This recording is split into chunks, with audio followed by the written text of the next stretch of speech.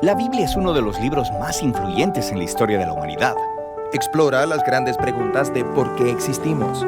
Ha inspirado a muchas personas a hacer cosas asombrosas. Y ha confundido a muchos otros. Probablemente tengas una por ahí guardada en algún lado. Entonces, ¿qué es en realidad la Biblia? Bueno, la Biblia es una pequeña biblioteca de libros que surgieron todos de la historia del antiguo pueblo de Israel.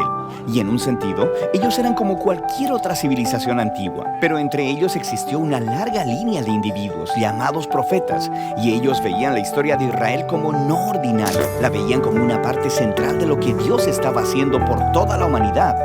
Y estos profetas eran genios literarios. ¿En serio? Sí, ellos usaban de manera experta el lenguaje hebreo para escribir narrativas épicas y poesía muy sofisticada. Eran maestros de la metáfora y de la narrativa y utilizaron estas técnicas para explorar las preguntas más complicadas de la vida acerca de la muerte y la vida, las luchas del ser humano. Así que hay muchos autores diferentes que contribuyeron en escribir este libro. Sí, y estos textos fueron producidos en un periodo de más de 1000 años, empezando con los orígenes de Israel en Egipto hasta su reino y su primer templo, pero eventualmente fueron conquistados por los babilonios, quienes se los llevaron al exilio. Luego, en un momento crucial de su historia, muchos israelitas regresaron a su tierra, construyeron el segundo templo, reformaron su identidad, y es aquí cuando las escrituras judías empezaron a tomar la forma en que las tenemos hoy en día. Está bien, la Biblia judía. ¿Qué hay en ella? En hebreo se llama por un acrónimo conocido como Tanakh. La T es por Torah, a veces llamada la ley. Esto es, los primeros 5 libros con la historia del nacimiento de Israel. La N es por Nevi'im, una palabra hebrea para profetas. Y esta sección consiste de los libros históricos que cuentan la historia de Israel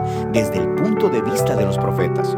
Luego tienes los libros poéticos de los mismos profetas. La K es por Ketuvim, una palabra hebrea para escrituras. Esta es una colección diversa de libros poéticos, libros de sabiduría y más narrativa.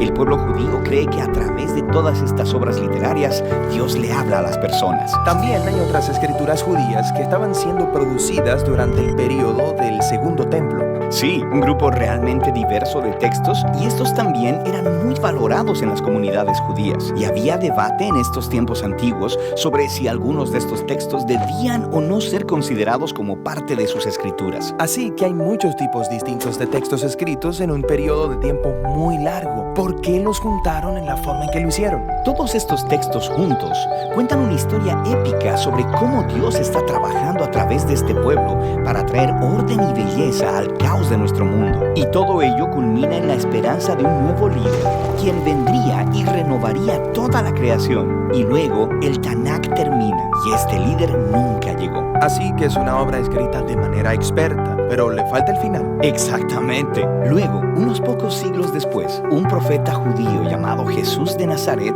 entra en escena. Él decía que estaba continuando la historia del Tanakh. Así que Jesús hizo un montón de cosas geniales. Fue asesinado y sus seguidores decían que él había resucitado de los muertos. Sí, dijeron que Jesús era ese líder tan esperado, quien restauraría el mundo. Así que sus seguidores más tempranos, llamados apóstoles, compusieron nuevas obras literarias acerca de la historia de Jesús. Las llamaron Buenas Nuevas o Evangelios. Formaron un registro llamado Hechos acerca de cómo el movimiento de Jesús se extendió fuera de Israel, y luego hicieron circular cartas a diferentes comunidades de Jesús por todo el mundo antiguo. ¿Y ellos consideraban estos escritos como parte de las escrituras? Sí, los apóstoles escribieron todo esto como el cumplimiento de la historia épica que se encuentra en el Tanakh, y estaban continuando con el genio literario de la tradición judía. También creían que Dios le estaba hablando a su pueblo a través de estos textos, al igual que por las escrituras de Israel. Así que esto es el Antiguo y Nuevo Testamento. Pero, ¿qué pensaban los primeros cristianos acerca de la literatura adicional durante el Segundo Templo? Grupos diferentes tenían diferentes puntos de vista acerca de algunos de estos libros, pero sabemos que leían y valoraban estos textos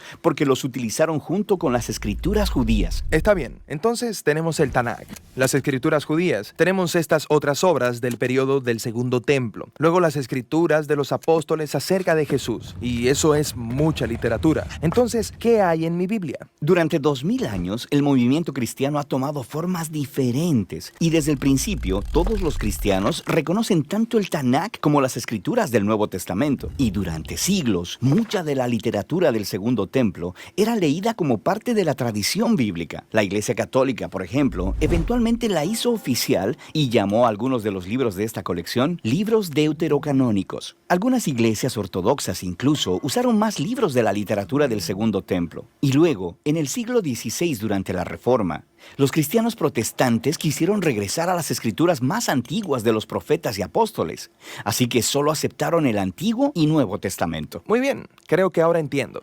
Pero ¿cómo es que una colección de libros producida en un periodo de más de 1000 años por todos estos autores diferentes dice una misma historia? Esta es la